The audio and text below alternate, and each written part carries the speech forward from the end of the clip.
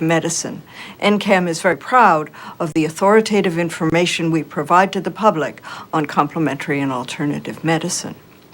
Rigorous research means pursuing, by scientific means, evidence that helps understand the role of complementary and alternative medicine in symptom management, in safety, and in promoting health and wellness. The video you're going to see today is about Tai Chi. Tai Chi and Qigong are two forms of exercise that are rooted in ancient Asian traditions. We at NCAM are supporting research that explores their possible health benefits.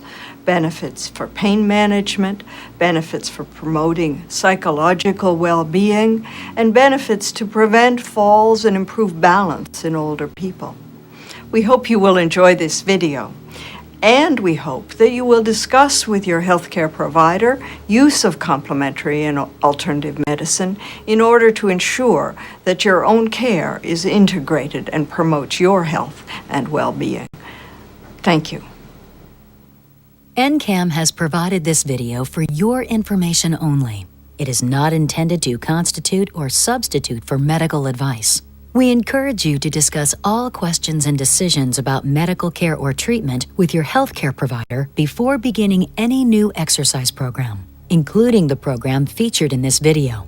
Any reference to or appearance of any product, service, or therapy in this video is not intended as an express or implied endorsement by NCAM or the federal government. Dr. Adeline G. is outside in a garden introducing the practice of Tai Chi and Qigong. When doing mind-body practices such as Tai Chi and Qigong, move your body slowly, gently, with awareness while breathing deeply.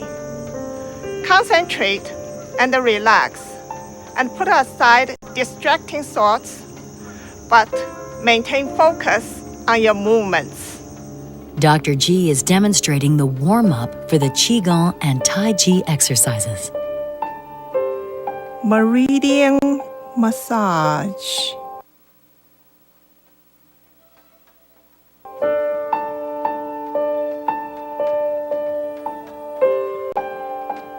Relax your mind.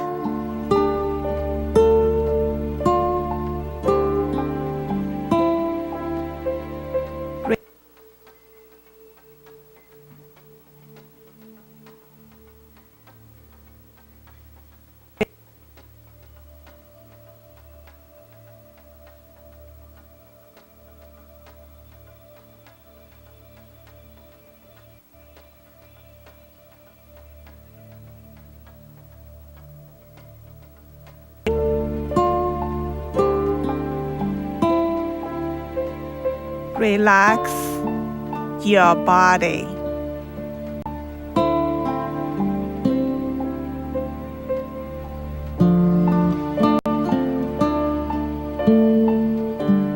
Slow, simple movements.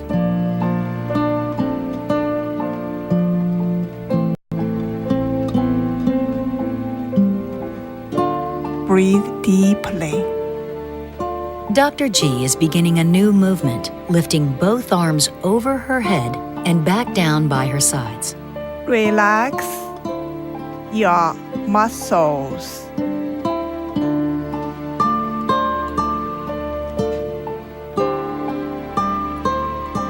You are beautiful.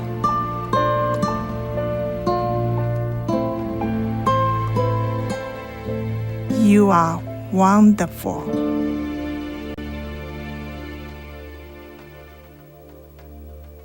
Dr. Adeline G. is introducing the Qigong exercises. Qigong is a type of ancient Chinese discipline that combines the use of gentle physical movements, mental focus, and deep breathing.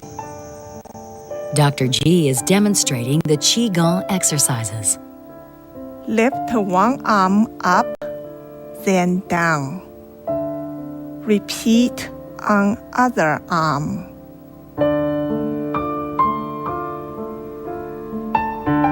Relax.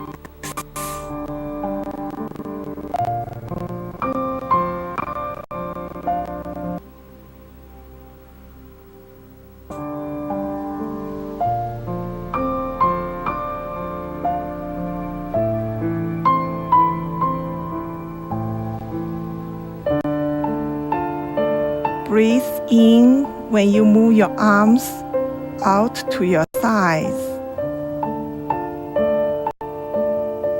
Breathe out when you close your arms.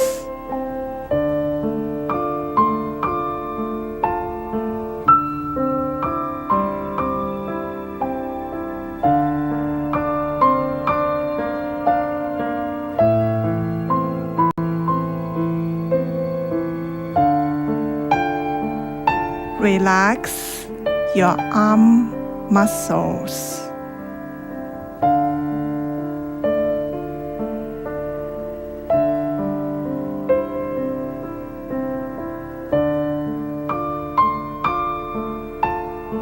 Lift arms up and down.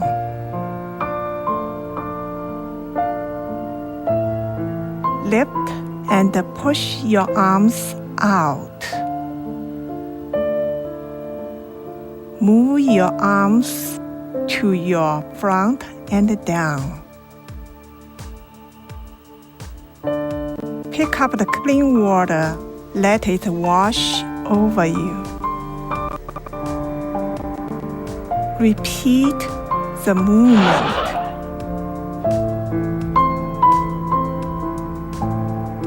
Relax. Pick up the clean water. Let it wash over you.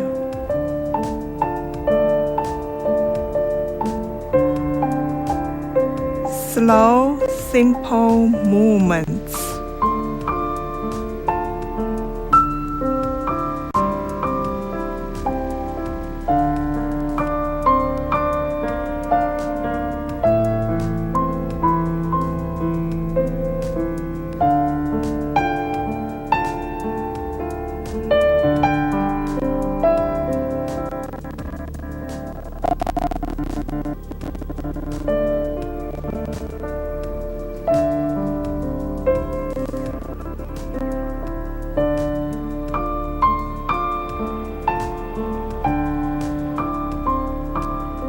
Push away the stress. Relax.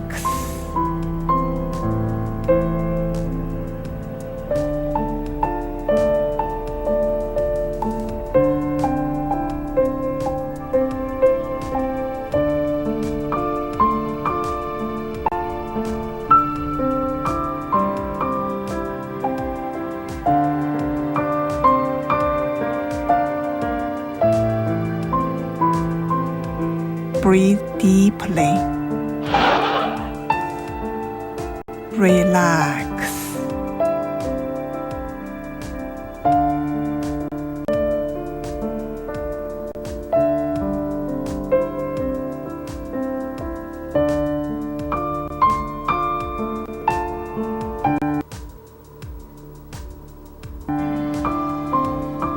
Pick up the clean water.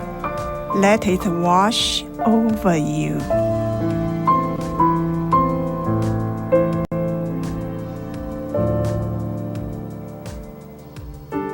Dr. Adeline G. is introducing the Tai Chi exercises.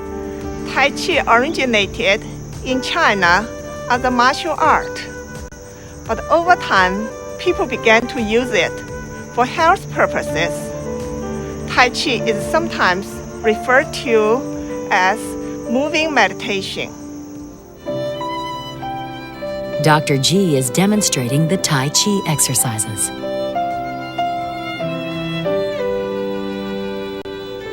Lift one hand above shoulder. Allow the other hand to rest at hip level. Repeat with the other arm. Turn your hands as if you are holding a ball.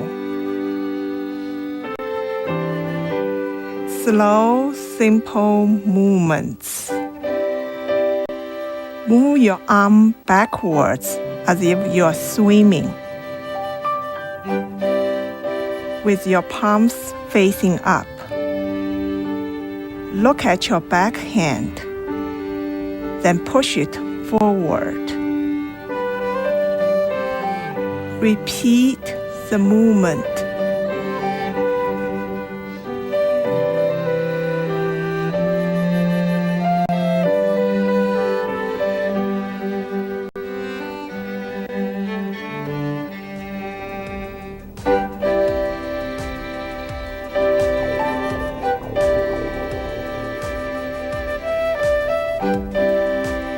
Relax.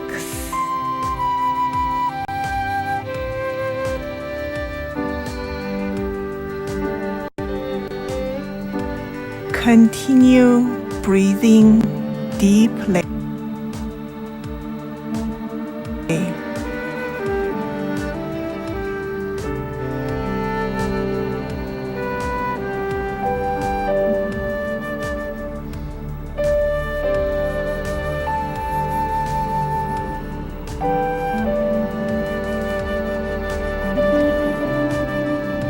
Relax your mind.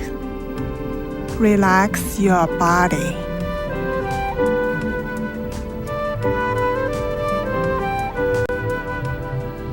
You are beautiful. You are wonderful.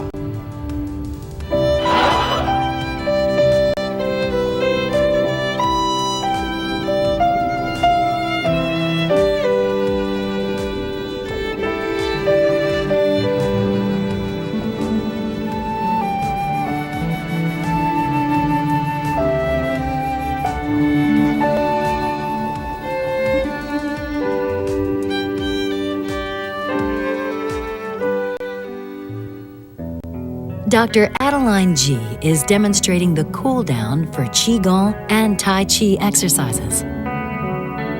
Massage one arm.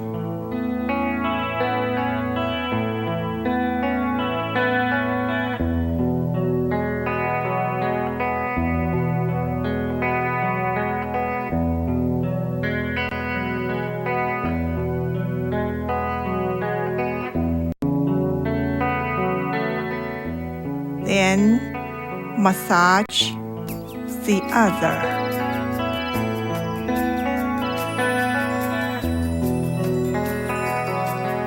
Relax. Breathe deeply.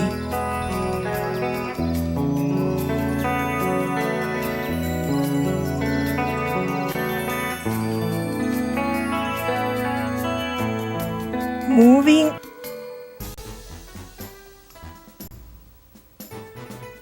arms up and down by your sides.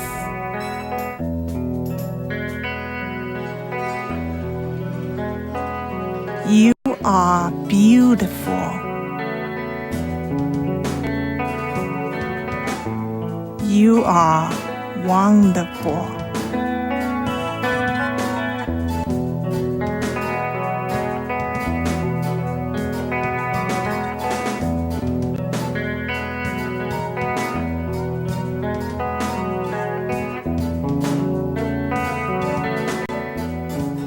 End of cool down demonstration and the instructional portion of the video.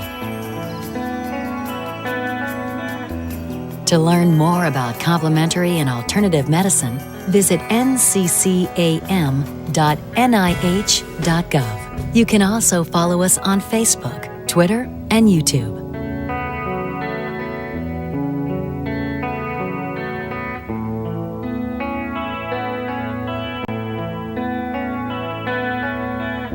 Special thanks to Brookside Gardens and the Department of Parks of the Maryland National Capital Park and Planning Commission.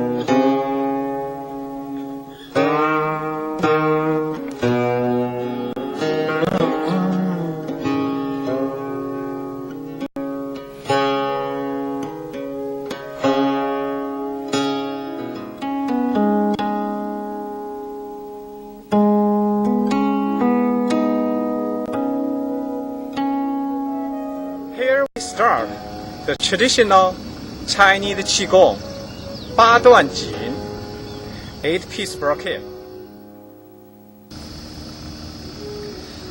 Lesson 3. Lift up both hands. Then one hand go high, the other hand go low. 调理未平虚单举 which is means now one hand up, the other hand down. To open your stomach and the spleen channel, okay? Then lower the high hand, lift up the low hand, turning, push high to the sky, okay?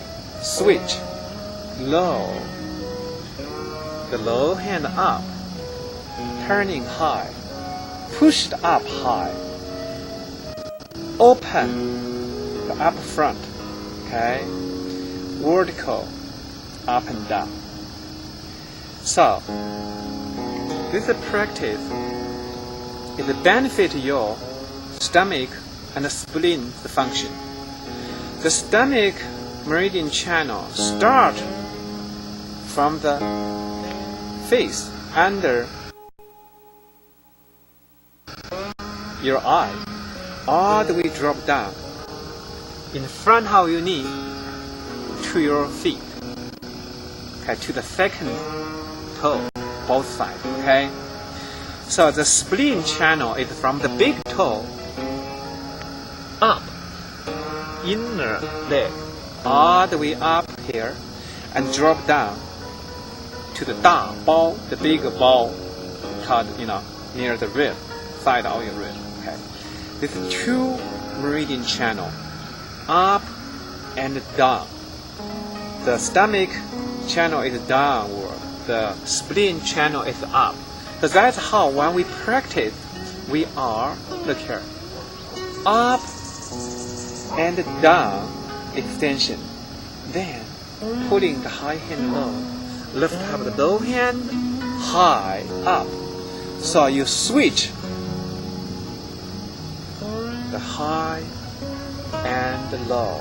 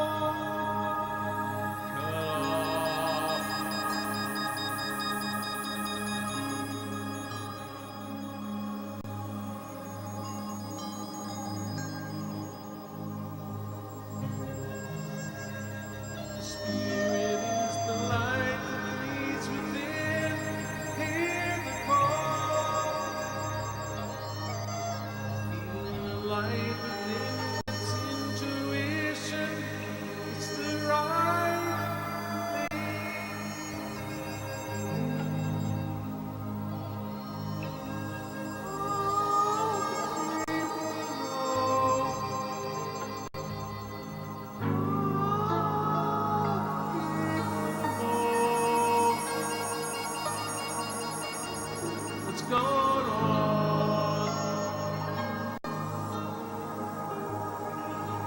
Just get on with the work.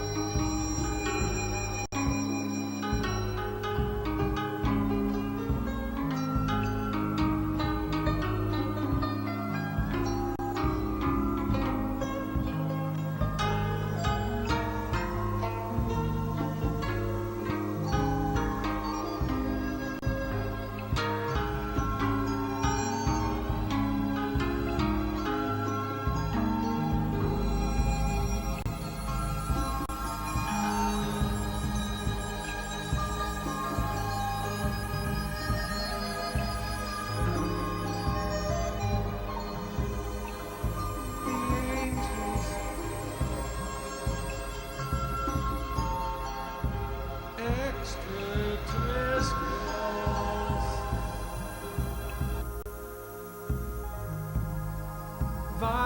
vibrations within us, through us.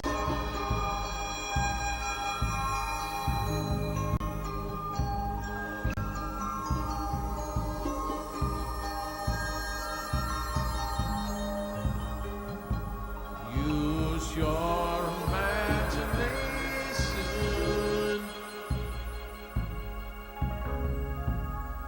Let it flow. Let it flow.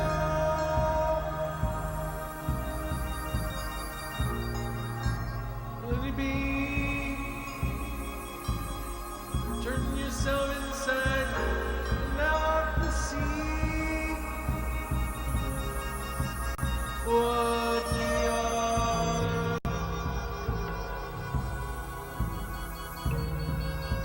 An endless journey, circling around, never able to return. Direct every moment from your heart.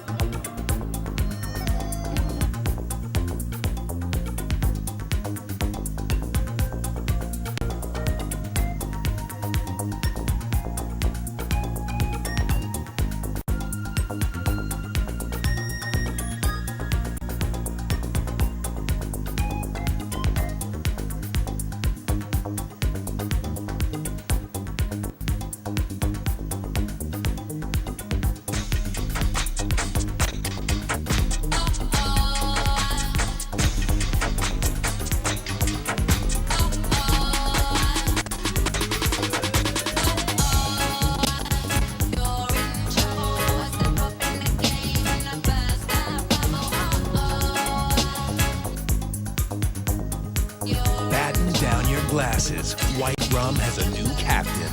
Introducing the all-new Captain Morgan White Rum, 5 times distilled for a smoother taste.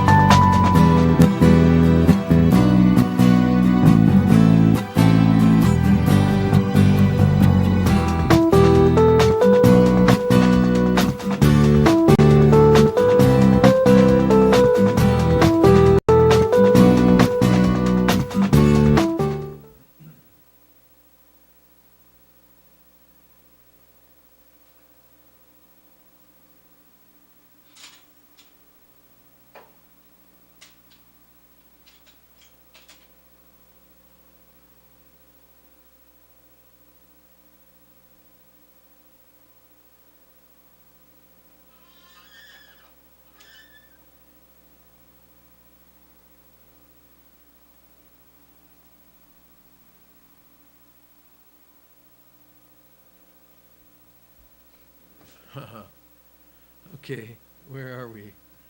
Jeez. Is that one over there? Okay, so look, here's the one here.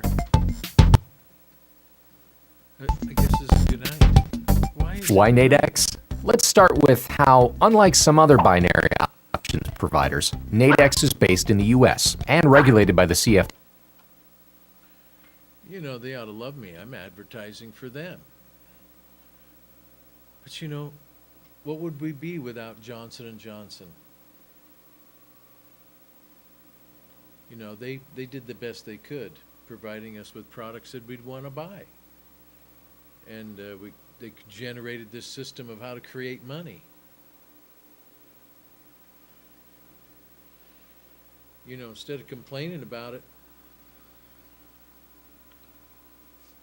let's start explaining about it. Better understand what's going on. I don't want to just blindly join the conspiracy movement, you know, to protest.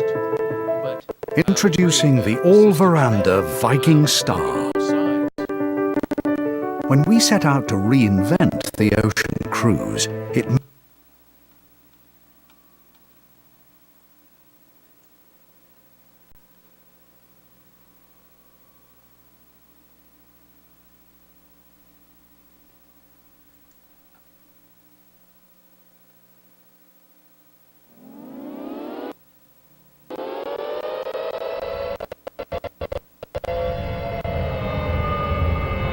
see, now dig this stuff.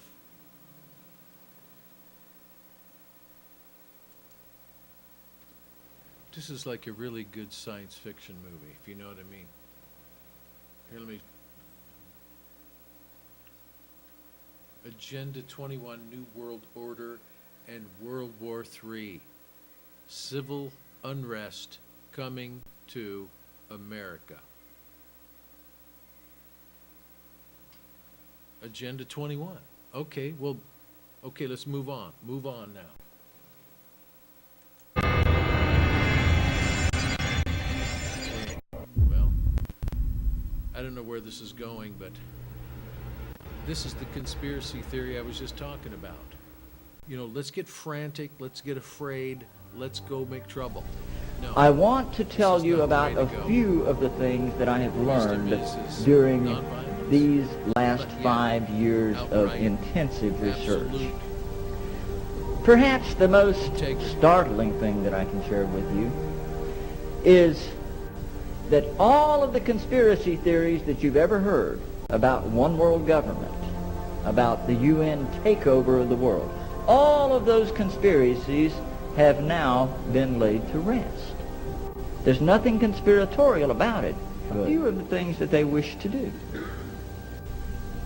Create a world-standing army under the day-to-day command of, who else? The UN Secretary General. They recommend the creation of a new economic security council, a unified worldwide banking scheme, currency. I have been challenged on the radio and in audiences like this, Mr. Lamb, there's no such thing as a global agenda. Hey, friend, you're absolutely wrong. Here it is. It's called Agenda 21. Agenda 21.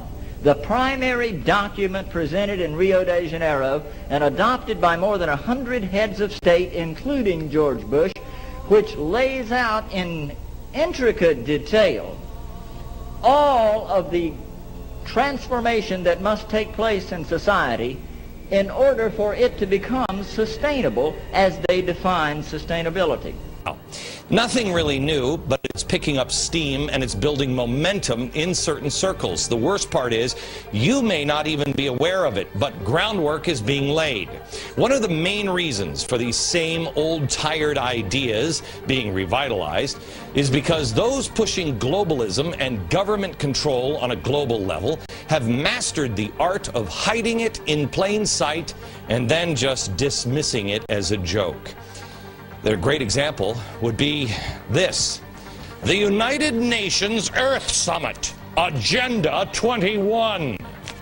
Now, it has been adopted by more than 178 governments. I believe there's only 191 on the planet. Reading through the pages, it becomes clear sustainable development is just a really nice way of saying centralized control over all of human life on planet Earth. And living conditions will be intolerable. The droughts will be so bad there'll be no more corn growing. Not doing it is suicide. Just like dropping bombs on each other, nuclear weapons is suicide. So we've got to stop doing the two suicidal things, which are hanging on to our nuclear weapons and global and then after that we've got to stabilize the population. When I was born, there so were what's wrong with the population? I mean, with too many people. Thank you, Laura. Rick, what does population stabilization mean, and how do you seek to enforce that? Well, we're not the epigones of Malta, as some would have you believe, but the world population is a concern. Our concern is about American population growth and, of course, California. With 37 million people in California today, going to be 60 million people in the next 2 to 3 decades. So you have no idea. Rick, I can't. This is driving me crazy. You're driving me crazy. Our idea is have a plan, Rick. You're spouting off things from an office in California. This is my question. You're saying something very controversial here, and I hope people understand what you're saying. You think there should be fewer people in the United States. Force the borders, yes. Don't use words like population stabilization. I get very protective over people living. I appreciate it, though. You're a stand-up guy to join us. And funny man Mike Myers. For everyone here tonight not familiar with Agenda 21, I would suggest that this is the beginning of your learning curve, not the end. In 1992, former President of the United States, George Bush Sr. said, effective execution of Agenda 21 will require a profound reorientation of human society, unlike anything the world has ever experienced. And it must become clear that Agenda 21 is about controlling every aspect of our lives. How we eat, what we eat, how much we eat, how we move around, food production, the amount of food, and where we even live. Dixie Ray, former Washington State Governor and Assistant Secretary for Oceans and International Environmental and Scientific Affairs, stated, Agenda 21 seeks to establish a mechanism for transferring the wealth from citizens to the third world. Fear of environmental crisis would be used to create a world government and UN central direction. Participating in a UN advocated planning process would very likely bring out many of the conspiracy fixated groups and individuals in our society, and here we are. This segment of our society, who fear one world government and UN invasion, through which our individual freedoms will be stripped away, would actively work to defeat any elected official who joined the conspiracy by undertaking Agenda 21. So we will call our process something else. We will call it comprehensive planning, or growth management, or smart growth. We ended up with sustainable development. This government has been working overtime to take away our rights to common law through many pieces of legislation. This coming year, I promise you will also hear debate over a number of pieces of legislation that will further erode our common law rights. And you have to get behind me on this, ladies and gentlemen, to stop this from going through. As Agenda 21 became more and more apparent to me, I began using the line in Parliament that government was now declaring war on its own citizens. And that goes back as far as 2008. This, of course, led me to being labelled a conspiracy theorist. But here we are now, openly talking about Agenda 21 and the ramifications we will see in a short period of time if this is not stopped in its tracks. Coming up, if you don't live in a major metro area, you might want to pack your bags. Years ago, moving to the suburbs was a sign that you were making a better life for yourself and your family. But our next guest details a government report suggesting there may be a long-term plan to change all that for you. The effort to, quote, Manhattanize America. Next. Well, yeah, because if you live in the suburbs, don't get too comfy. Our next guest says the Obama administration has plans to push Americans slowly but surely out of the burbs and into the big cities. So we've got to stop doing that. We need to get together like in hives. Now to a controversial bill resurfacing in Congress. The FEMA camp bill allows the government to run at least 6 military installations when a national emergency is declared. These emergency centers would be run by FEMA under the command of the Secretary of Homeland Security. Okay, interesting. You know, we have this map that shows how the U.S. would be divided in the event of an emergency, if we can pull that out there. There it is. So this is how the U.S. will be divided into districts. You see 10 of them there. This is according to it's like it's a bad thing. It's like, well, no, look, it's an idea. This is how it could be done. Emergency center establishment. Effectively, the U.S. has been cordoned off into these different districts. And so these new emergency centers will be spread out throughout the United States in most of these eventually. And it gives FEMA and the Department of Homeland Security jurisdiction over what goes on in these places during a time of emergency. Particularly to hear President Obama claim the power to keep people in prison indefinitely with no charges against them, no conviction, no sentence, just imprisonment. Disgust. It's important to note here that this document was created in 2010, which was under the Obama administration, and it predates the NDAA of 2012, which authorized military detainment of U.S. citizens. This clearly shows a long-term agenda at work. It was created in 2010, however, it's just been recently leaked to the public via the internet. The document outlines military procedures for internment and resettlement of civilians, and it describes the layout and the administration of these internment camps. It clearly states on page 38 that it applies within U.S. territory, and it specifically addresses the detainment of U.S. citizens, as is indicated by the identification procedures for new prisoners on page 146, which states that social security numbers are to be recorded alongside their photograph and fingerprints. Included in the list of organizations which may be involved in these internment operations are the Department of Homeland Security, FEMA, the Department of Defense, and the United Nations. On page 260, it shows the basic layout for a facility focusing on detainment. It is depicted with interrogation areas, tribunal areas, and mortuaries. Each detainment facility is designed to hold 4,000 prisoners, and they are depicted with multiple levels of barbed wire separating compartments within the facility, with a double barbed wire fence enclosing them, and watched over by 24 And that's all guard towers. because Now, if there's any I question whether these hadn't plans turned are up active the or just blasted theoretical, this should be volume settled by of the fact that microphone. The U.S. Army has been running ads Welcome. for job Here positions in I these camps am. since Thank you very 2009. much. And apparently, they're still hiring.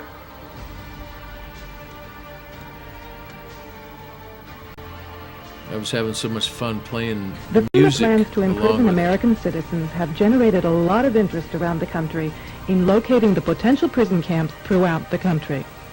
These may be facilities currently being used as prisons, such as those you saw earlier, or prisons that are being This built is all the supposedly scary in the name rhetoric, you know, of the end of the world. of the war on drugs, or facilities that have other uses The but which could be SWAT quickly used to teams, detain large numbers of people, the riot such gear, as this Amtrak facility in gas Beech Grove, masks, Indiana.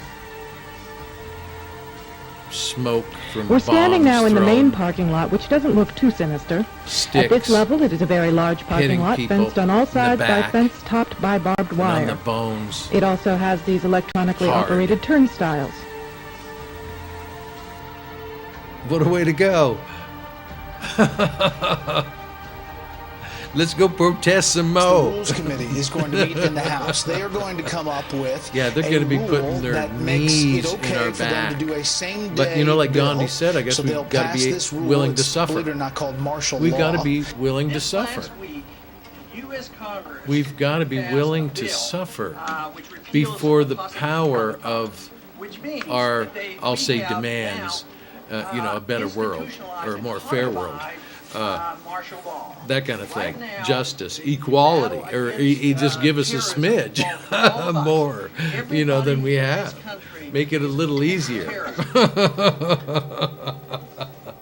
But really, ingenuity and technology will be the answer because we'll organize things in such a way, even computers learning about situations and teaching us, you know, abstractly what will work as a human race to take that next step up to a harmonious living which some people now unit. call Main Core, is still in existence and actually is being used by U.S. intelligence agencies as a way to keep track of Americans and also run names.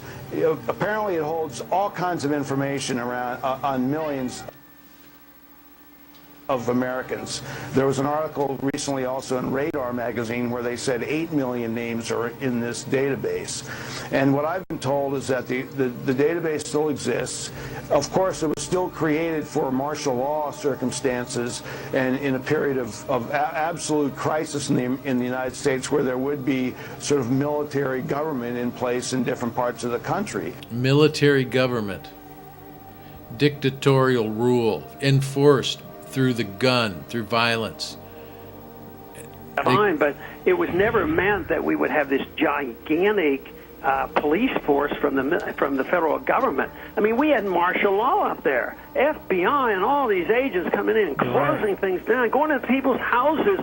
It's criminal that that people tolerated this so much, that we tolerated this martial law and total acceptance that they can come into our houses and we can't even go out of the house.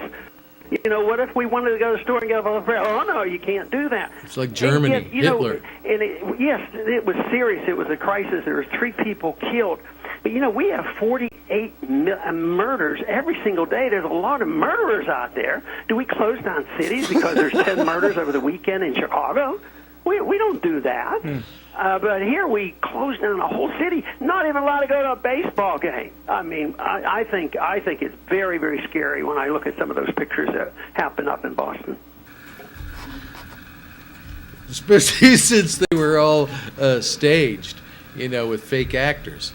Or somehow, yeah, you know, this there's is our something funny garage about it. right now. What? What the hell? What the heck? Oh my gosh. What the heck? Where are we at? Is that thing? It is that thing. What the heck? Isn't that weird? My consciousness is at the same moment.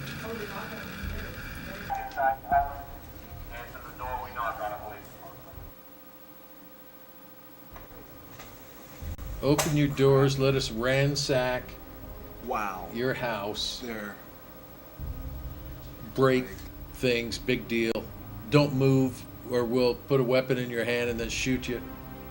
Or maybe shoot you and then put a weapon in your hand. Claim you were defending yourselves as cops. International military might. Thousands of men and women from several different countries all landed on Canada's beaches today. Squash like an iron claw. Exercise called Dawn Blitz. New at 5, 10 News reporter Joe Little was on the beach during that exercise. And Maybe not so. Maybe, other countries like some of my friends are saying, maybe the armed forces and the people that are in it, you know, they themselves are going, whoa, we don't want to attack our own people, you know.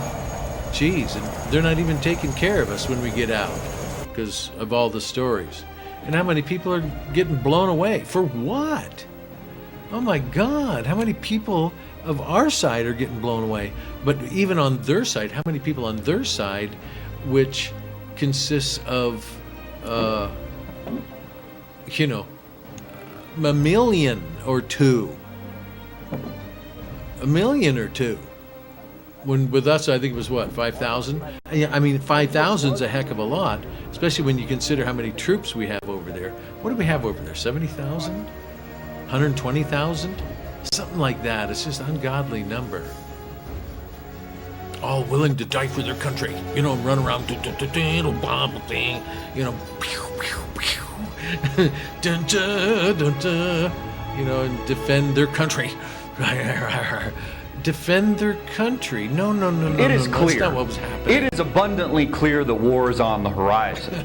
The Snowden mess, Michael Hastings, his whacking, his Breitbarting, all distractions to take your eye off the ball of Syria. But this war will be different. This war will be much more aggressive because world superpowers are positioning themselves for a global conflict. We have China, we have Russia, Vladimir Putin clearly indicating to the world that if the United States continues to interfere in Syria, there will be war. Iran has sent 4,000 troops, that's right, 4,000 troops of the Revolutionary Guard to Syria to back Bashar al-Assad. Now, of course, this is about oil. Of course, this is about natural resources. Selling but that is guns just touching the surface. and making profits. This is about the economic collapse that is threatened, and is threatening the United States as I deliver this video. These 0% interest rates, $17 trillion national debt and growing is unsustainable. And it's exactly why the United States now has to thrust itself in this part of the world. Blur the lines between what reality is and what's not, so that you can't see and the American people take their eye off the ball of the real truth. The war isn't about to begin in Syria. The Third World War isn't about to begin. It already has. We've been engaged in this global conflict for much longer than the American people realize. War, global war is here. War in Syria is here. And now China and Russia positioning themselves for an all-out conflict, an all-out engagement that will cost more civilian lives, get more people killed, more innocent Americans stepping on IEDs, and more drone strikes overseas on small little villages with a bunch of innocent children trying to read and write. That's what the United States continues to propagate in the good old USSA.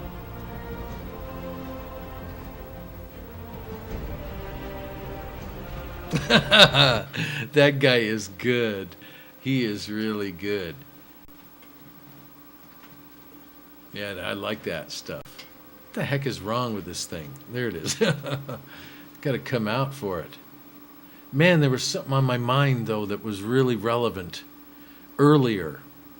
And when I was doing the music. Oh, well. Maybe it was while I was doing the music. Man, this is groovy. Just hanging out, playing music. Stream of consciousness. Stream. The streams in the mind. And the mind just isn't within the skull. It's like it takes up the room. You know, a thought comes floating through and it's as big as half the room or something, you know. When you unravel it, maybe it shrinks itself down or warps itself back into, you know, the infinitely small. And now it's within our own mind. Separated, we realize the hologram, the origin point is within our mind. Electrical synapses firing in a certain order in which we then identify what we're perceiving out there in the world of light reflections.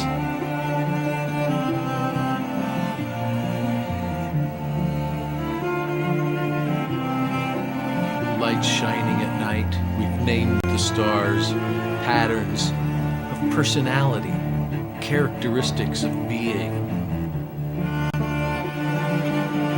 Our hearts pour out to those who have surrendered and sacrificed their souls, not wanting to say, you didn't need to get filled full of holes. You could have lived. There's got to be another way than war. Who's fomenting these wars? Who's fomenting the hate between people? Why? What the heck? Who's stirring up trouble? In order to profit. If that's what it is, oh my God, we, the people, must bring an end to that. Don't you think?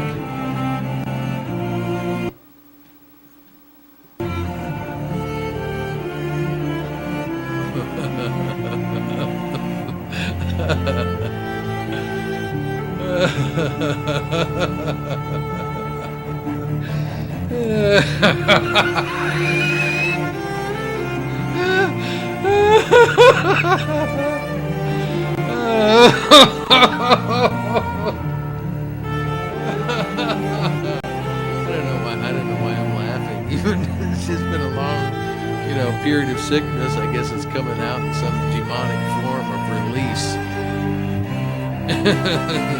The cackling of witches at a over a broom, trying to heal.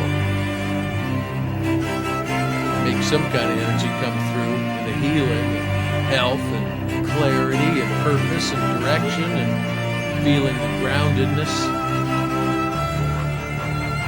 Hands reaching out and grasping other hands through communication, touch, and look in the eye, dealing with the thoughts that they present. Man, this thing just gets louder and louder. It's just like jamming, you know? You get to jamming and you just, woo, yeah. You're getting down. Yeah, get down.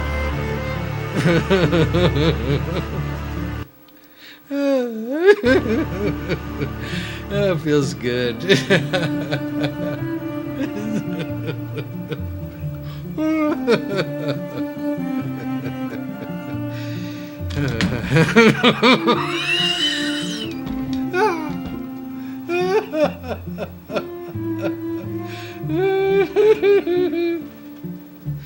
It goes real low, you know. I mean, as long as you follow the patterns. Okay, we go down low, then start another melody, or flow into some rest of the story. Harp. Not the kind the angels play either. No. Hey, could I have a tornado, please?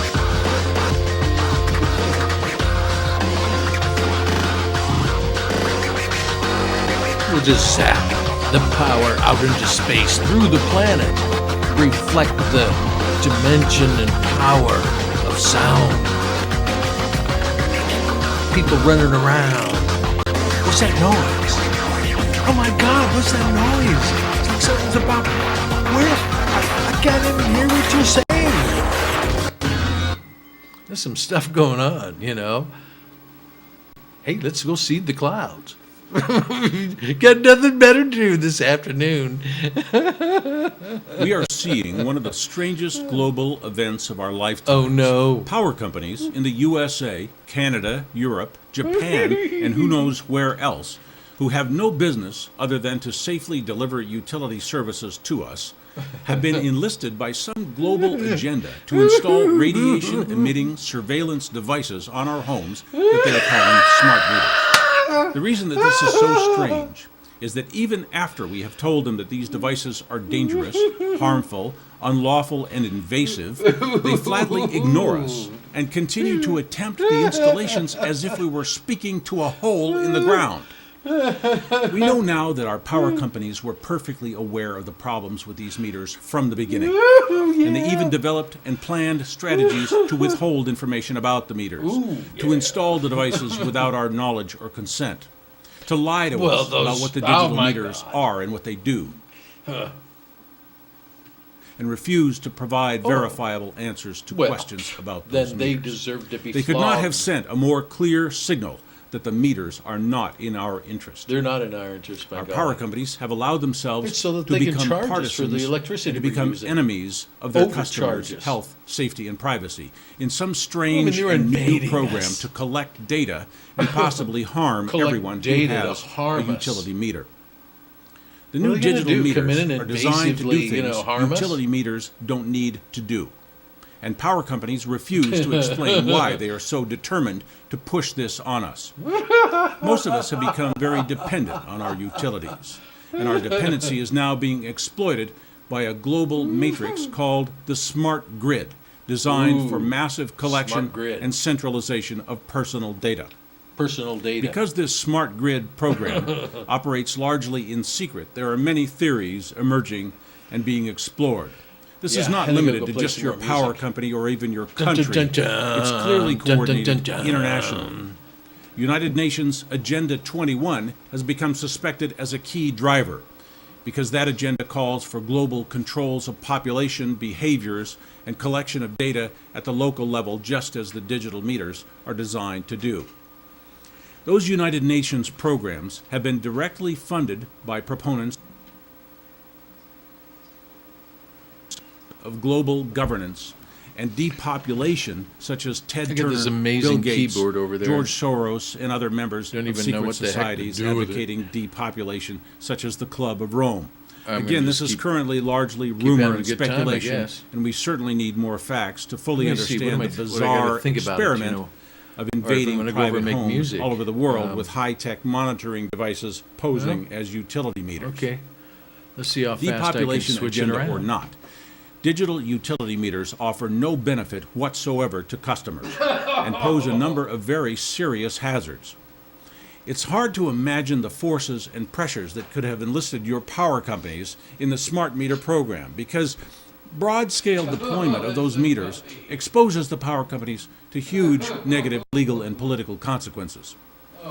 Because of the secret character of the smart meter rollout, utility customers have been caught very much I off think this guard. is just a load and of have made crap. some mistakes. I do. on how I we think it's all respond like to this assault. demonizing We have protested the power and companies, demonstrated. just so we have We something have to pleaded stir up, and trouble. argued with the utility company Especially to this guy, remove he's the a meters. redneck We have asked cowboy. the You're not utility company cowboy, but to provide you know, 'cause solutions, some kind of assuming they would want to. construction We have worker. I don't failed to know, recognize something that weird. The problem that is much he's larger kind of than mismanagement of a utility certainly not company. going to be in rebellion. We have a like a determined hippie. public He's the enemy. opposite of a hippie. He's, he At a would have level gone to above Vietnam, our utility and he would have companies. liked it. Power His legs company would is have a been low blown or off, mid-level and player, and they are playing on the wrong side. He'd be proud. This forces us into a different relationship with our utility companies.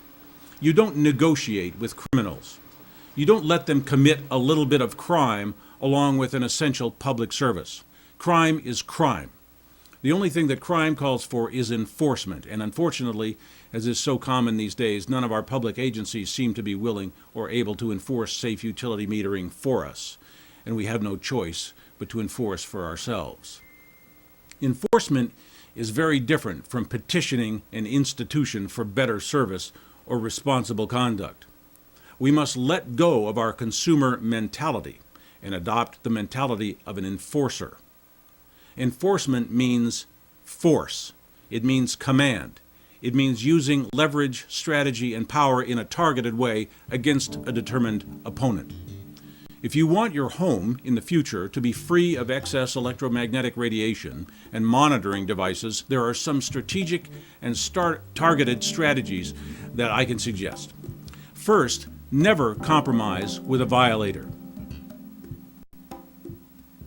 Never negotiate your rights, safety, and health away. Giving up those things damages you.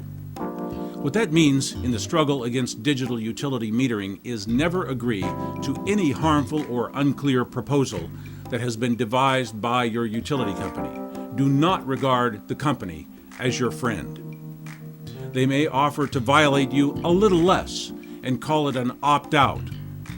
They actually have the gall to demand payments for not violating you. There is no word for that but extortion. It would be unbelievable if it wasn't actually happening. In California, in February of 2012, Pacific Gas and Electric and the California Public Utilities Commission decided, without any consensus from or even disclosure to most utility customers, that all Californians should pay a large fee up front and monthly fees forever for the privilege of not having a more expensive electric meter that emits cancer-causing radiation and conducts surveillance on private activities inside the home. Never before have these utilities and regulators lost their reason and common sense to the point where they have attempted to charge people for not having something. The logic is amazing. I guess this is what they're thinking. They expect to make huge new revenues by charging you for what they call time of day usage. Because their meters will be spying on your daily and hourly energy consumption behavior, they can attach fees and penalties to behavior they deem to be undesirable. If you refuse to accept the smart meter Then they'll zap that you. enables them to raise all zap these you. fees, With the zap. they want a way to get the revenues anyway Gonna zap by you simply with the charging you zapper. fees for not having the meter. They're gonna zap you Amazingly, with the regulators zapper. failed to see the plain criminal idiocy of such a scheme. Yeah. This represents a major that new authority paradigm in that's the just exploitation abusing, of utility you know? customers. Just It's abusing. astonishing that utility companies and regulators even imagine they could get away with such an assault on the basic rights of utility customers. dare. And to presume that no one would resist, object, or hold them accountable for violating the public interest in such a blatant and contrived way. Come over here. Oh, yeah. Okay. Public officials and utility administrators can be imprisoned for this if we and our justice system step up to the task. So that's the first strategy. Never accept any shady, half-criminal opt-out offer from your power company. The next strategy is even more powerful. Basically, it is collecting evidence. Evidence is what wins in a legal conflict. Many people are experiencing sudden and unusual health problems, going on for weeks or months, only to realize they started on the day the smart meter was installed. If a digital meter is ever installed on your home or workplace, keep a diary of all the changes in the occupant's health from the day that meter is installed. Write down the time, the day, the name of the victim, and the description of the symptoms or problems. Just from doing a few videos on smart meters, I've received many dozens of calls from people with horror stories about their digital meters. The story usually goes something like this. My kids and I were getting sick. The doctors couldn't figure out what was causing it. Then we realized it all started at the same time they installed our smart meter. Headaches, nausea, insomnia, lack of concentration, heart palpitations, mood swings, depression, confusion, poor performance at work or school, sick days, lost jobs, family dysfunctions and conflicts, disintegrating relationships. These are all things that should be written down and described with time and date. You'll find that you'll have a powerful legal device there. You can bring that as a sworn statement before your utility company or a court, and they will have no way to dispute or rebut that with first-hand knowledge. You have just created compelling and prevailing evidence in any legal contest. It's more important than you may know. Without that diary, you have little or no recourse against the costs to your health and your family that a digital utility meter may cause. Simply having that record gives you the legal power and advantage to leverage the future your way and to defeat the violator, the power company who thinks it doesn't have to listen and respond to your demand for safety, health, and privacy. The public is awakening to this issue. Our opinions and our voices are changing the political equation in the digital meter invasion. But this is no small program, and we will have to be heard. All of us will have to be heard if we wish to protect our health, safety, and privacy. That's the strategy for now. Refuse the installations, refuse the opt-outs, and keep records of any problems the digital meters are causing you. Those are the best protections we can have right now that I can think of. In an odd way, this digital meter problem is a helpful signal. It is clear now that we need to take action to get electromagnetic radiation and institutional surveillance out of our lives. Doesn't want to be alone. It still needs a home. Don't know if I'll ever find here. I want to tell you about a few of the things that I've learned during these last 5 years of intensive service. Perhaps the most startling thing that I can share with you is that all of the conspiracy theories that you've ever heard about one world government, about the UN takeover of the world, all of those conspiracies have now been laid to rest. There's nothing conspiratorial about it. It's all published.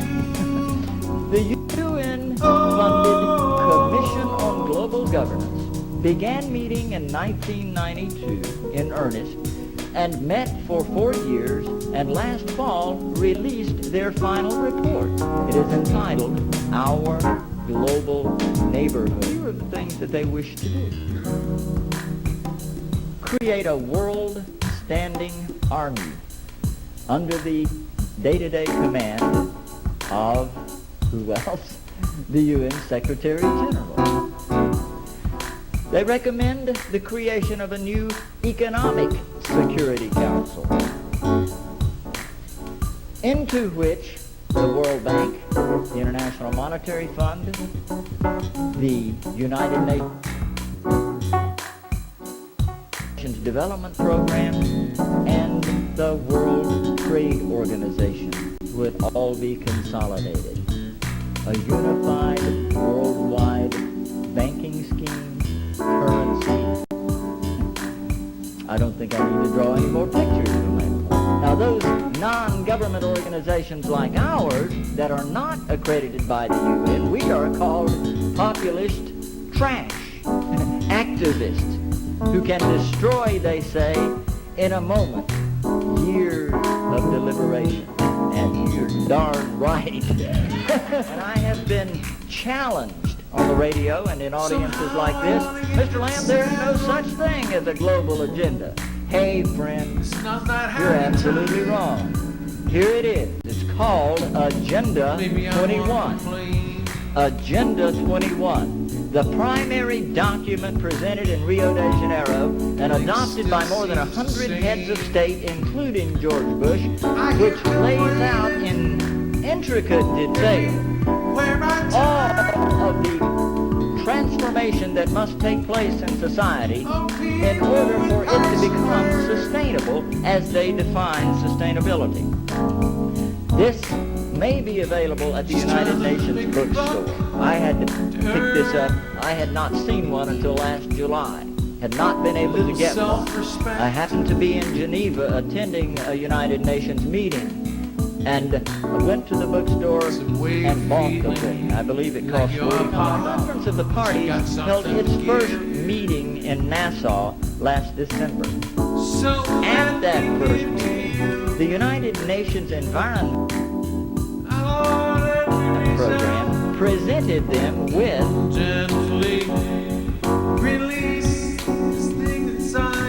a global biodiversity assessment. Started in 1992 with a grant from the Global Environment Facility for $3.3 million, orchestrated and coordinated by the World Resources Institute and the World Wildlife Fund and the International Union for the Conservation of Nature. This is 1,140 pages that explains how to implement the 16-page treaty on biodiversity. The last 200 pages, section 13, deals specifically with a system of protected areas. It defines what a system of protected areas is. It includes core wilderness areas surrounded by buffer zones, similar to those used in the biosphere reserves, created under a UNESCO program and promoted by the United States Man in the Biosphere program. There are 382 biosphere reserves around the world, 47 of which are in the United States, not under authority of any treaty, but by voluntary agreement with the United Nations. These biosphere reserves are to be the nucleus for the core wilderness areas. Scratching my head here, what on earth is going on? And then I stumbled on page 993, and friends, if you don't think that's some heavy reading at night. Page 993, after describing these protected areas, sums it all up by saying the recently published Wildlands Project in the United States is the central theme of protected areas. And on page 15 of the Wildlands Project, Dr. Reed Noss says that we must convert at least 50% of the land area of North America to wilderness, off limits to human beings. Those core wilderness areas are to be interconnected by wilderness corridors off limits to human beings. Those wilderness areas are to be surrounded by buffer zones that may have limited resource use under the supervision and permitting of the federal government, in collaboration with non-government organizations. Human population is to be resettled into the remaining 25% of the land, into communities that are described as sustainable communities.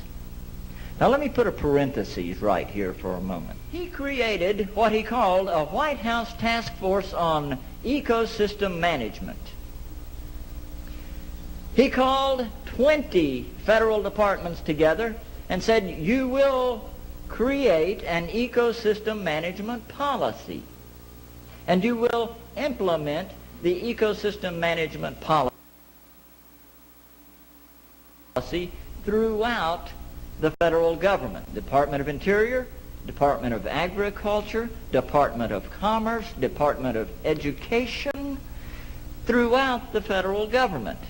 They developed what they called multimedia enforcement. Where they run into a problem with a community that will not accept this ecosystem management concept, multimedia enforcement means that all 20 federal agencies descend on the community and begin inspections and writing tickets. Writing tickets. I couldn't believe it. The document calls for literally reducing the human population by as much as 2/3 to 3/4 in the next 30 to 50 years. It could set aside up to 1/2 of the American landscape into wilderness areas interconnected by wilderness corridors, all surrounded by human buffer zones in which human activities are highly regulated. That is very, very clear in these United Nations documents that they want to set up a regulatory structure that would affect every man, woman, and child on planet Earth, and all of the control would be headquartered in the United Nations. And if we take the more recent United Nations documents, it's going to be called the Trusteeship Council in the restructure of the United Nations that's occurring right now. And the Man in the Biosphere program, as revealed in the U.S. State Department documents as well as UNESCO documents, clearly show that the Man in the Biosphere program actually is the first step in implementing the Convention on Biological Diversity. And there are 47 of these Man in the Biosphere programs around this nation that occupy about 51 million acres of U.S. soil. World Heritage Sites are many of our national parks. In fact, 68% of our national parks land base is now under UNESCO's World Heritage Site. And that includes the symbol of independence in America, the Independence Hall, the Statue of Liberty, Yellowstone National Park, Monticello, Carlsbad Caverns, and the American people didn't even realize this was happening. It was done in secret. Well, you may throw your rock, hide your hand, working in the dark against your fellow man. But as sure as God made black and white, what's done in the dark will be brought to the light. You can run on for a long time. Run on for a long time.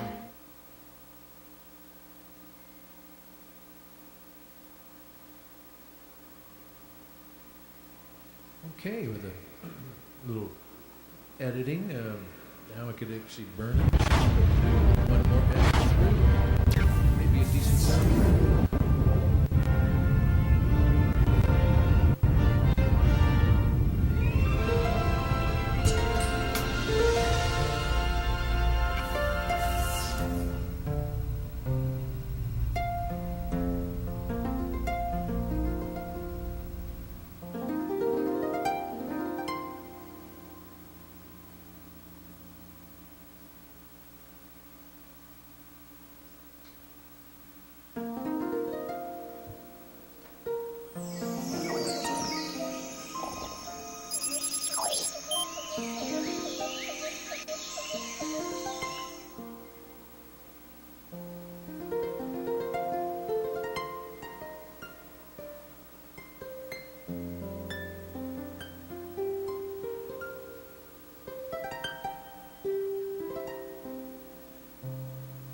According to the Holy Bible, Abraham entertained 3 angels.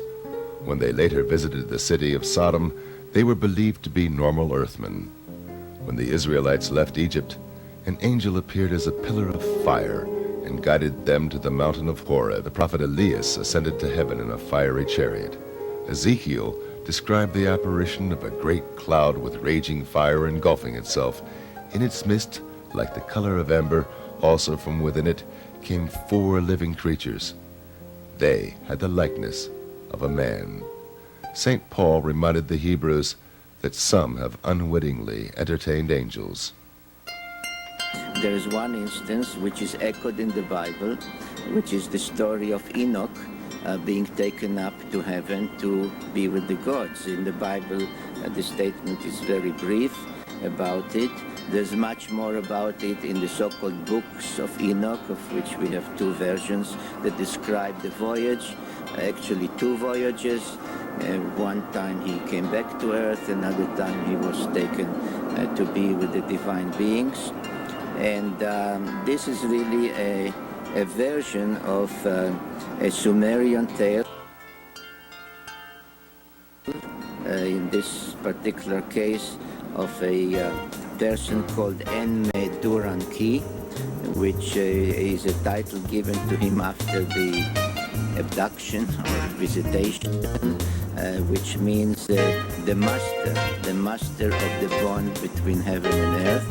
And it specifically says that, among other things, he was taught the secrets of mathematics, the secrets of the calendar, and the secrets of the movements of the planets.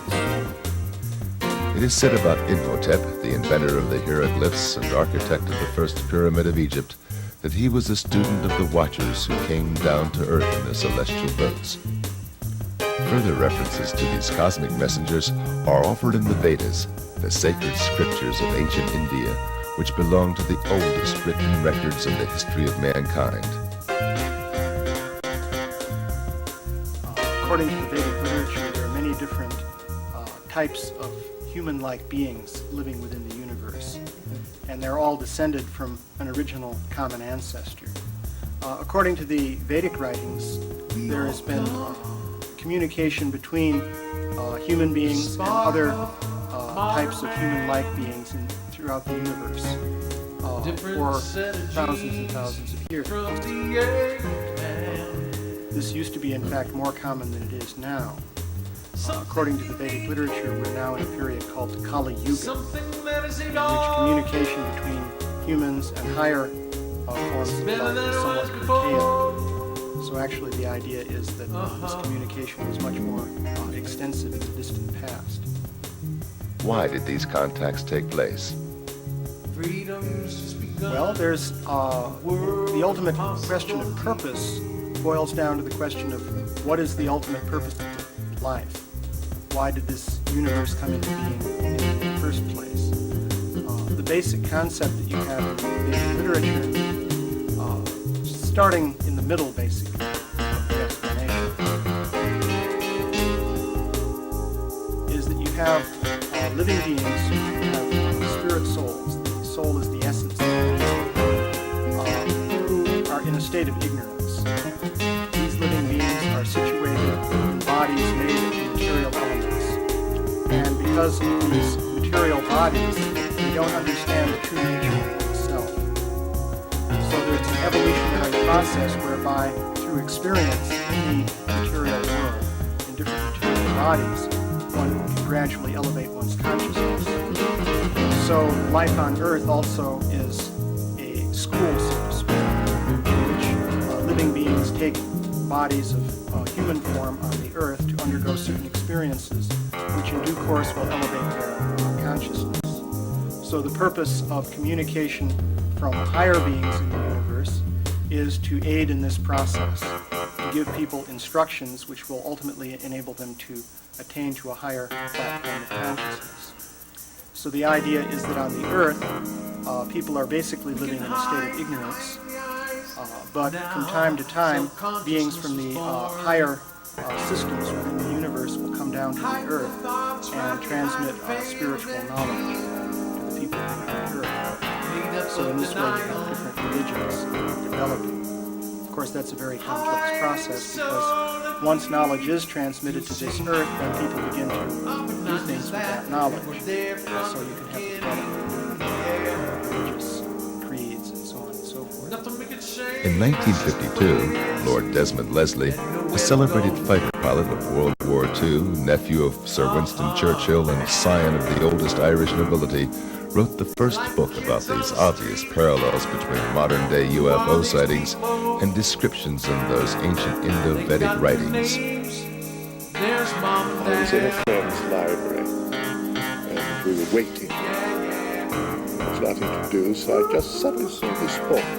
Rather, it seemed to jump out of the shelf at me. Atlantis and the World, written in 1890 by Scott Elliott, published by the Theosophers, with maps of Atlantis and descriptions, and all taken from the astral, the Akashic record. The exciting thing that interested me most was the description of their flying machines, which said was circular and glowed in the dark and could move very quickly on this free energy. And they were called Vimanas. And that got me going. I said, now wait a minute, these sound so like these flying saucers we're just heard about, where the captain, was it Mantilla, Rupert Mantilla, the chap who first saw them and described them like flying saucers. So I decided I'd do a bit of research. I went to the British Museum Library, especially the Oriental section, and I got out the whole of the archive. Lovely English literal translation by Crothers, no flurry, just straight literal. And each chapter luckily had a summary. Read about 20 volumes, and I waded through and picked out everything about these Vimanas. And it's been believed that the ancients had had them, and that they were in contact with space people. And it said by means of these wonderful craft, the stars visit us, we can visit the stars. And then it described them in depth. Floating along in some log, waiting to jump on. There's got to be some advantage. I can see I can jump, live in fear, I can accomplish anything here. And there was things about wars in ancient India. And some of the weaponry they used, with able to make three-dimensional images of a false army. We all take some risks. A thing called the Brahma weapon, which had the power of the universe and a light of 1,000 suns, which Teller then quoted. You remember about the atom bomb. And it said the survivors rushed and bathed and threw off their arms, but a few days later their hair fell out, their skin turned red, and they died of a horrible sickness. And the army was so burned they were just like the elephants with shadows on the ground. So I said, all this has happened before, whether it was a space war or a war among the Atlantis, I don't know. For one entire year, Lord Desmond searched in old libraries for references to ancient UFOs. Then he completed his book. And then I got it from a correspondent in America, Rick Williamson, who said a friend of his had had a contact, a landing, and taken these amazing photographs. So I wrote to him and said I'd written this book. Could I see his photos? Well, back they all came with a lovely letter giving me permission to use them. Nothing about any payment or anything like that. These astonishing pictures of the dam state, which which were quite unlike what we thought a UFO should look like. And we had them tested for atmospheric hazing and recession and all. And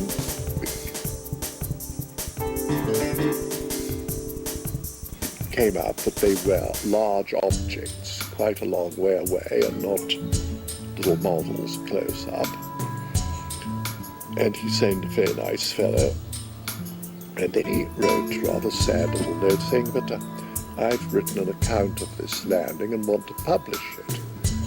So my then publisher, Werner Laurie, who was headed by Waverley Girvan, said, well, if you use his photos, you're going to kill his book, so what are we going to do? So we sort of looked at the ceiling and bit our nails, and Waverley said, why don't we have a joint publication? Your book, and then his is the second part. I said, well, that's a marvelous idea. George Adamski, a lecturer on Tibetan philosophy in metaphysical circles, had observed and photographed dozens of UFOs at that time. On November the 20th, 1952, together with 5 witnesses, he drove into the Californian desert to watch for UFOs. After they had a sighting together, he separated from the group and saw a dome-shaped craft. A young man in brown overalls with long blonde hair came out of a ravine and approached him. They started communication in sign language. At the same time, his companions observed the encounter through binoculars and confirmed the contact later in notarized affidavits. Lord Desmond decided to investigate the George Adamski case on site. Well, and I eventually got over to America at a time when you couldn't take any money out of England, 1953, and met this amazing man. And he lived in a little house up on Palomar Mountain with his secretary, Lucy McGuinness, and Alice Wells. They're very hospitable. Making a little money hadn't affected him. And he was an incredible fellow. You know, he would sometimes really annoy you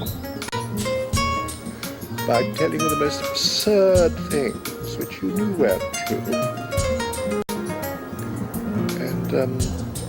And at other times he'd come out with such profound wisdom. Are you going to be able to filter this off? Talk to him, you asked? I have, more or less on gestures and mental telepathy as it is known talk transfer. He does not speak. I mean, he didn't at the time, but I have met him since, and he does speak very well English as well as in the other language. Did he tell you where he came from? Yes, this time he told me he was from Venus, although I have met men from other planets as well. And you have to sort of dig information out of him. Now, perhaps you remember the first contact. He said he took photos, and they all were burned or didn't come out because of the UFO being so near. I asked him if he had the negatives, and he dug them out, and they were black. But I held them up against the sun, and you could see the UFO. It was there, but you needed a lot of light to see it. He hadn't spotted that. He also hadn't spotted that all the proportions of it were in perfect golden section. A lot of little details like that. Now, I asked the 2 ladies, Lucy and Alice, they said yes, they'd seen him talking to the space lab, and they'd seen this flash as the UFO took off. And they also earlier, as he described, saw the big mothership. And that was chased away by a lot of American planes. And it just took off and went off. 4 years later, the U.S. Air Force project, Blue Book, officially confirmed that indeed one of their pilots chased a UFO on November the 20th, 1952 over Desert Center, California. Precisely where Adamski met the spaceman. The other thing that worried me was the footprint of the Venusian in the sand. Because it was all sort of gravel, that desert. So he directed me so I could find the place. And I read the book, and it said the visitor kept rubbing his foot into the straw. And I did that under the gravel. It was beautiful sand, and I left a perfect imprint of my own feet. So that was true. Later, Adamski claimed he was contacted by extraterrestrials who are living among us unrecognized. They invited him to fly with them into space. Aboard a huge cigar-shaped mothership, he had the opportunity to take a look into outer space and onto the moon. He wrote a second book about these experiences, Inside the Spaceships. Then he described to me a thing. Now, this is 1953, 54. How he saw these fireflies in space out of the UFO window, which then, in 1969, the first moon trip, Glenn sees these fireflies in space. Exactly like a damn stick. He told me there were 3 asteroid belts. Well, I believe they found a second one somewhere beyond Neptune. And he said there's another beyond Pluto. We'll wait and see. And he told me how when he was on the big mothership, it was amazing movement. Never seen anything like it. All the images, there was no screen, and everything happened all around you. It was a hologram. He said they didn't see nothing. We all tried. Sometimes we read the published material, you will find the descriptions of the firefly effect that was years before John Glenn reported it in 1961. The description that there are more than 9 planets in the solar system, actually 12, and we have acknowledged 11 so far. His description of the darkness of space, quite different from what you would expect to see here beneath the surface of the planet, also reported by the astronauts. There are numerous accounts of what he has described from space. There's atmospheric collection on the moon and activity on the surface of the moon as far as fog, clouds, water. All these things were reported by George Adamski already in the 50s, way before we had a space program. And I believe that stands for itself. People can always criticize, but I've yet to see any substantial, tangible evidence that anybody's ever come up with. Indeed, official NASA photographs show clouds and water on the moon, although these are impossible according to science. These photos were presented by the Danish NATO exchange officer, Major Hans C. Petersen, in a lecture in Washington, D.C. in 1995. Whether I like it or not, I have to say that science is not telling the truth. I have in my possession pictures from the moon which, one, show smoke or vapor or something else racing from a crater. Now, to have smoke racing from a crater, you need an atmosphere. Otherwise, smoke cannot race. So, moon has an atmosphere. Some advanced scientists today agree and say that the moon have an atmosphere 65% or 64% of Earth's atmosphere. Well, then it can also hold water. In one of my pictures from the moon, which I have got from NASA, you see water on the moon in an artificial water reservoir. On the next picture, which is taken by Michael Collins on his second trip around the moon, where he photographed exactly the same area, probably because he also had seen this water reservoir. The water reservoir was gone, meaning that it was camouflaged, so that we could not prove that there was any water on the moon. On another picture from the moon, we see 2 tunnels very clearly, not just a hole in the cliffs, but a nicely square, artificial made hole into. And right in front of this tunnel, in the side, left side of the tunnel, there's a huge, thick pole or obelisk, or what you would call it, which is clearly artificial. And many, many, many other things. We see objects moving and leaving tracks behind. NASA call them stones rolling down the moon surface, but if you look closer, investigate the picture closer, you can actually see on shadow and light that it is rolling up the moon surface, and so on and so forth. So we know definitely that science is not telling the truth about our moon. So that the world today is actually living on one big lie about their own lives. Because the governments don't tell the truth they know about the visiting space people. We have got a wrong story about our planets, about our moon. So our science is built on wrong teachings, and so on and so forth. But where do the space people come from? From Mars and Venus, Adamski claimed. Impossible according to science, but still Introductory Space Sciences, a textbook of the United States Air Force Academy, claims it is possible that UFOs originate from, quote, the planets in our own solar system. It furthermore confirms that one of 4 observed groups of extraterrestrials, quote, appear to be essentially the same as Earthmen, and that contacts, quote, may have already taken place secretly. Do they have bases on our neighboring planets? We don't know. Lord Desmond Leslie has another explanation. Now, I told him at the time, I said, but surely your delusions were etheric people, not materialized, because Venus was not. And he said, they were no goddamn spooks. I said, no, nor was resurrected Christ. Materialized, but I'm not talking. No, he wouldn't listen. He didn't want to confuse the issue.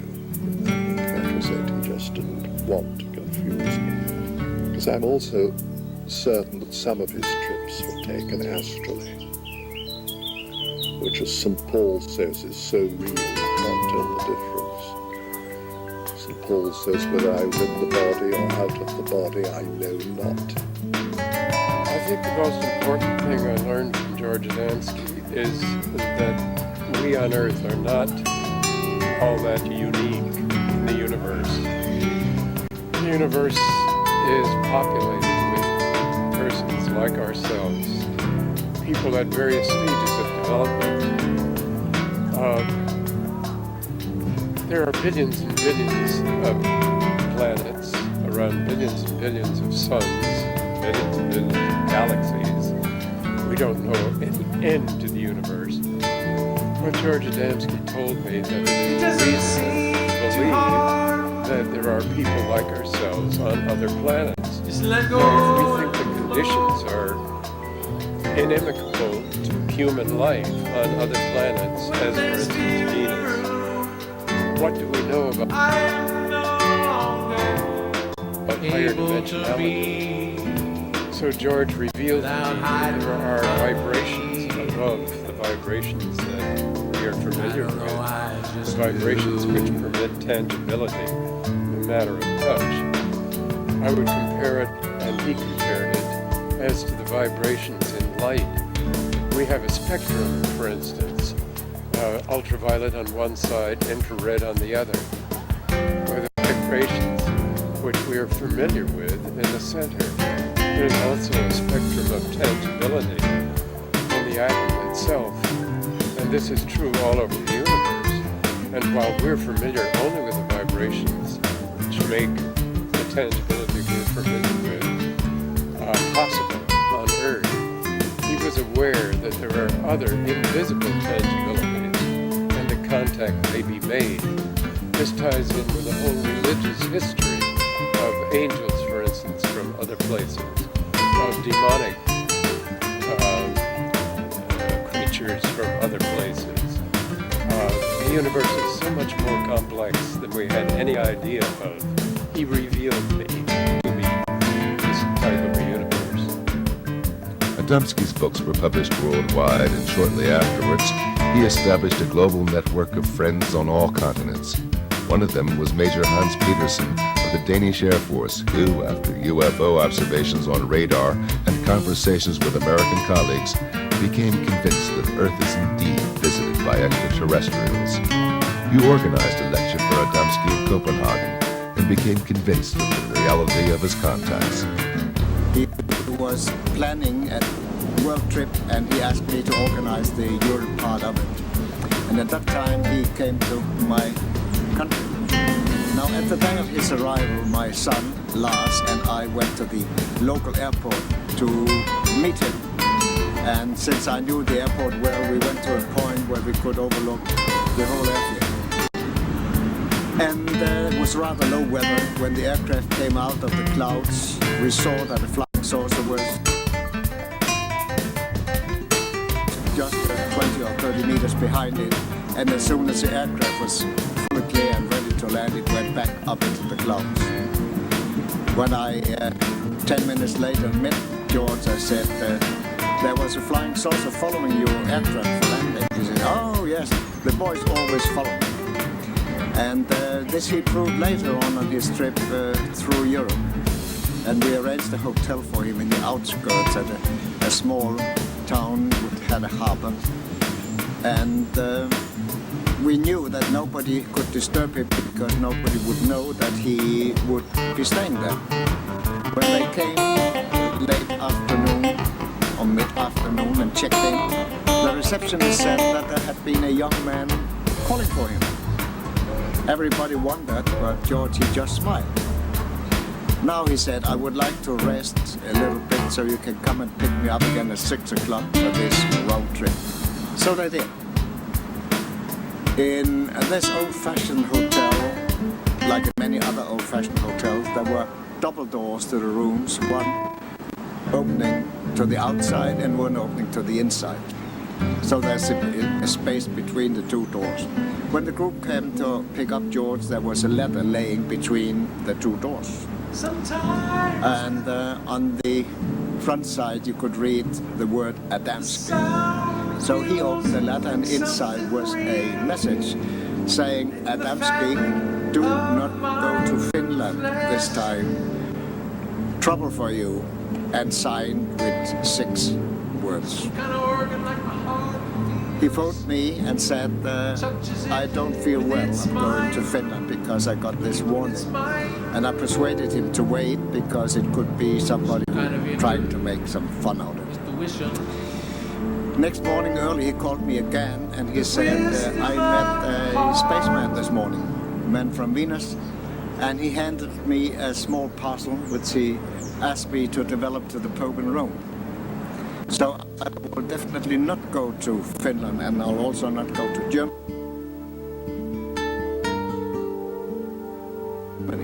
So please make arrangements. And I did. Meanwhile, our group in Copenhagen was a bit skeptical that a spaceman had been around in their environment. So they went to the harbor where there was an old fisherman who used to fish very early in the morning, and they found him and asked him if he had been fishing this morning, and he said yes, he had. And they asked him if anything special had happened, if he had talked to anybody, something like that. He said, no. Oh yes, he said, I talked to a funny American guy, but then there was a young man calling for him. So he left and I saw they were talking together. He came to London.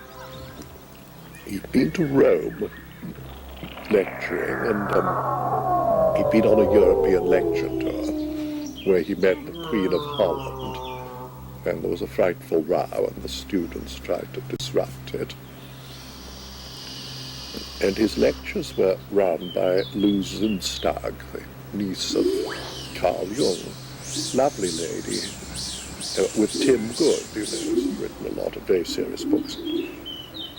Well, after his Roman visit, he just stayed with us for a few days to relax, and I kept the press away.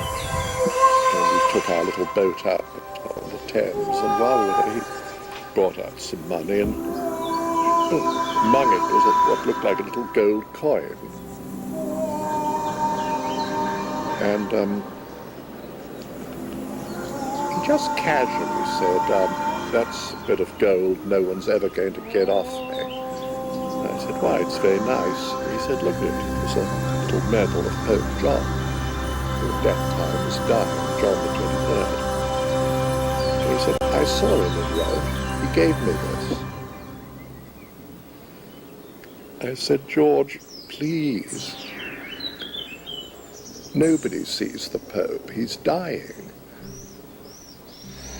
Tell me you've bicycled round the rings of Saturn. I'll believe you.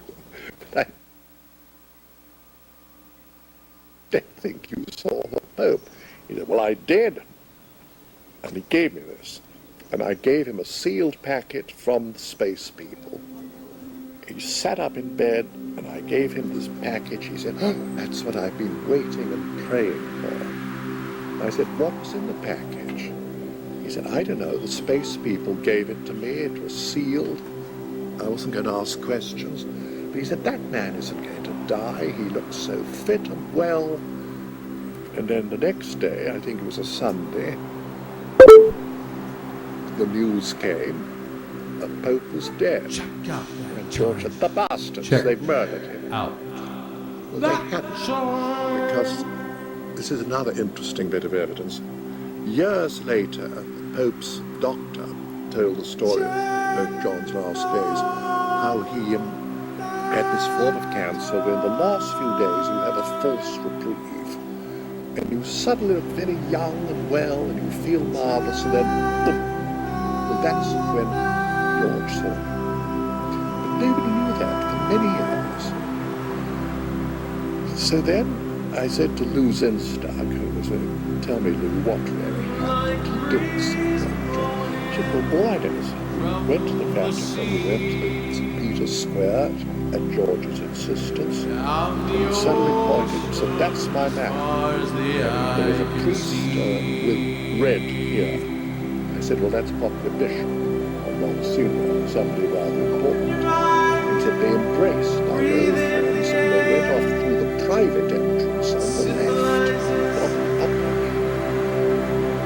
And I said, well, that's amazing, they're not. And she said, well, an hour later, he came out, jumping up and down like a schoolboy, saying, hooray, I've seen the Pope, I gave him the message. And Zulu said, if that man is an actor, he's the best actor I've ever seen. I've never seen anyone so radiantly happy. Now, interesting thing, he was with us several days before he mentioned it. You know, if it was a load of bull, he'd have probably said, look what the Pope gave me, I've seen the Pope, here's a medal. You know, not at all, he kept rather quiet about it. It just sort of came out. So I thought, well, I'm going to do one more test. I was at school with Basil Hume, now Cardinal Hume, in the same dormitory, and I even put Eno's fruit salts in his pot one night, and it fizzled when he peed. Anyway, we were good friends. And I asked him, I said, listen, Basil, this little gold medal of Lord John, where can you buy it? Can it? No, not at all. Can't buy those, only the Pope. I told him Adamski got one. He said, well, you must have done something very special to get one of those. And you know, Papa Pacelli, Pius XII, had a contact in the Vatican Gardens. He said he met two angels who gave illusions. And they told him there was a wonderful future ahead for our world. George Adamski's meetings with the Pope and the Queen of Holland were not his only encounters with the mighty ones of this earth. He visited the United Nations several times. Once I know for sure he was invited by U Thant, the General Secretary at that time, and he spent a full day in the United Nations. And as he said afterwards, I stayed there for one full day and I talked to a lot of people. George Adamski told me that he was able to enter any department of the government in Washington, and he showed me his ordnance pass, which enabled him to do this. I was very familiar with this type of a pass because I had worked for the United States Ordnance Department between the graduate work at the University of Rochester in the physics department and my work at Eastman Kodak Company. George was very good at keeping a secret. It was part of his integrity to be able to do so. he did this on both sides. If he had been told by the government not to speak about a thing, he did not. If he had been told by a spaceman not to speak about a thing, he did not. It was not easy. He said it this way, my heart is a graveyard of secrets. At another time, this will be to go too far to tell details about it, but he left Earth for some days for another planet. I was informed beforehand that he would leave the planet, and he called me right away after he came back and told me that he had to go to Washington on his arrival because he had a message to the president. But he said, I cannot tell you what this message is, but if you follow the political situation on Earth, you will, for yourself, be able to see what the message contains. In 1 year, you will see the result. And 1 year later, we had the Cuban crisis. And if you put your hand on your heart and tell the truth, you will probably know and acknowledge that if President Kennedy had not solved the Cuban crisis just the way he did, we would have had the Third World War. For in the final analysis, our most basic common link is that we all inhabit this small planet. We all breathe the same air. We all cherish our children's future. And we are all mortal. This is just a few details Check. out of, you could say, hundreds of things which you could tell, which all together fits into the picture that this man was something special, that he was telling the truth, and that those who were in power all over the world knew that he was telling the truth. Why are they still not telling the public about the existence of UFOs and extraterrestrials? Why is the government, why are they all so paranoid about this? Because it's free energy. End of the oil, monopoly, aviation as we know it, the automotive industry. For something much better, but they won't get their greedful hands on it. They don't get any. When they are out,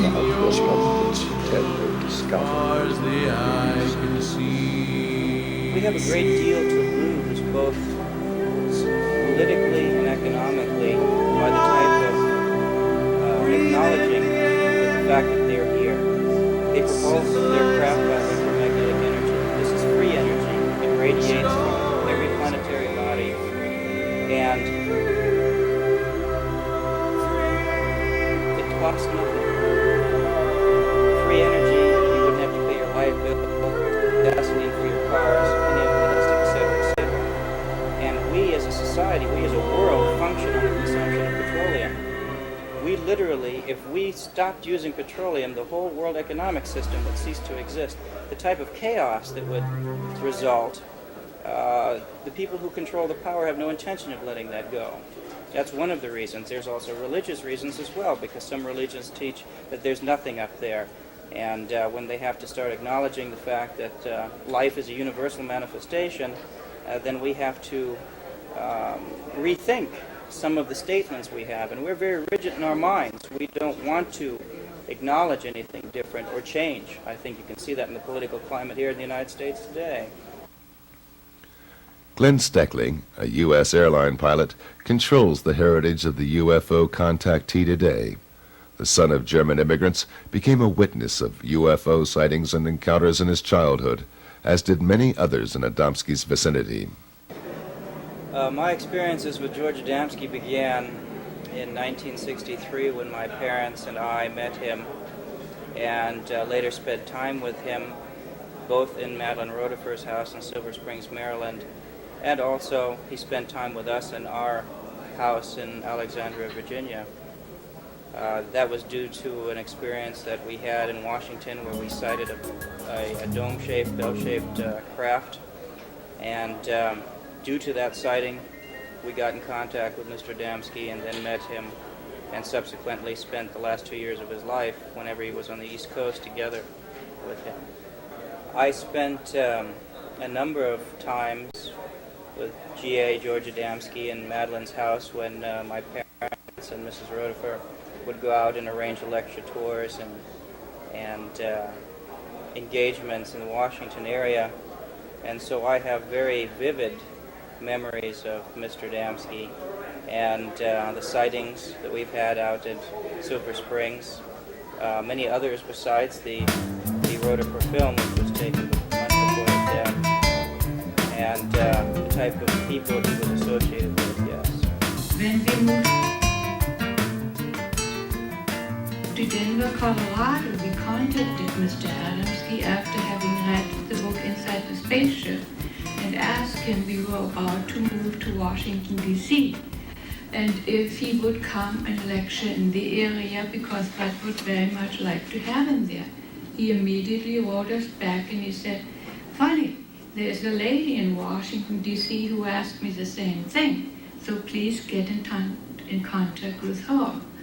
And so this is how we became friends with Mrs. Madeline Rotifer, and with her we experienced with Mr. Adamski many or were privileged many different experiences, such as seeing the Scout Cups, such as seeing, I can't even tell you how many Scout Cups or Space Cup we had seen over the years, because I don't think anybody would believe it. And then he went out to see that there was a Scout Cup very close to his window, because the very same thing happened to my husband and me some several years ago, shortly before he passed away. And we were sitting in the living room in the evening, and a feeling of great love came over us. Not a personal love, not an emotional love, a universal love. And with it came, the whole living room was lit up. And so we decided to go and take a look. And as we went outside, there was this beautiful Scout Cup hanging a few feet over the floor. You could see inside the porthole. It was the most fantastic sight. And this feeling stood with us, I would say, for many weeks. The most spectacular incident took place on February 26, 1965, when a lady from the circle, U.S. government employee Madeline Rotifer, participated in a contact and was present when Adamski filmed an alien spaceship with her own camera at close range. We met him in March of 1964. I arranged a lecture at the Civic Center, about 10 miles away at Rockville. And we became friends. I knew him only 1 year and 1 month, the last year of his life. And he visited from California here about 5 times in that last year of his life. Just intermittent. He didn't stay at this house all that time. But on February 26th, approximately 8 o'clock in the morning, a space friend, contact of Mr. Adamski, came to this house. I was still asleep, but when I got up, Mr. Adamski told me that he had been told that we should get cameras ready for filming later in the day. And of course, I had never seen one so close before, or I didn't expect that they were going to come hovering that close in my yard. I would have rented a Polaroid or prepared with more cameras, but Mr. Adamski actually helped me put film in the little 8mm Bell and Howell movie camera. And he had film in his Kodak camera too. And we waited